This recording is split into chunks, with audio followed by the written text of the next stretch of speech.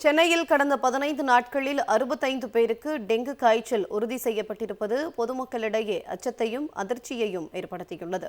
சென்னையில் பருவநிலை மாற்றத்தாலும் திடீர் மழையாலும் டெங்கு காய்ச்சலை பரப்பும் ஏடிஸ் கொசு உற்பத்தி அதிகரித்துள்ளது.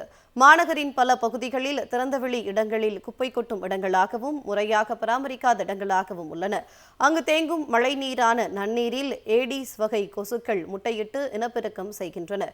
ஏடிஸ் வகை கொசுக்கள் அதிகரித்து பகலிலும் மனிதர்களை கடித்து டெங்கு பாதிப்பை ஏற்படுத்தி வருகின்றன. கடந்த 15 நாட்களில் 65 பேருக்கு பாதிப்பு உறுதி செய்யப்பட்டுள்ளது. பள்ளி கல்லூரி மாணவர்கள் மற்றும் மூத்த குடிமக்கள் உள்ளிட்ட பொதுமக்கள் மத்தியில் நோய் பரவல் குறித்த அச்சம் அதிகரித்து வருகிறது. போதிய முன்னெச்சரிக்கை நடவடிக்கைகள் இல்லாததால் தான் இந்த நிலைமை ஏற்பட்டதாக பலரும் கருத்துக்களை தெரிவித்து வருகின்றனர்.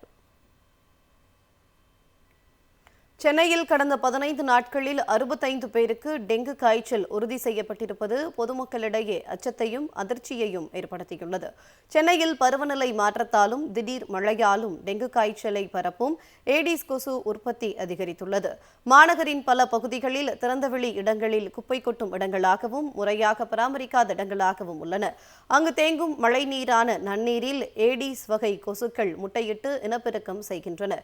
ஏடிஸ் வகை கொசுக்கள் அதிகரித்து பகலிலும் மனிதர்களை கடித்து டெங்கு பாதிப்பை ஏற்படுத்தி வருகின்றன.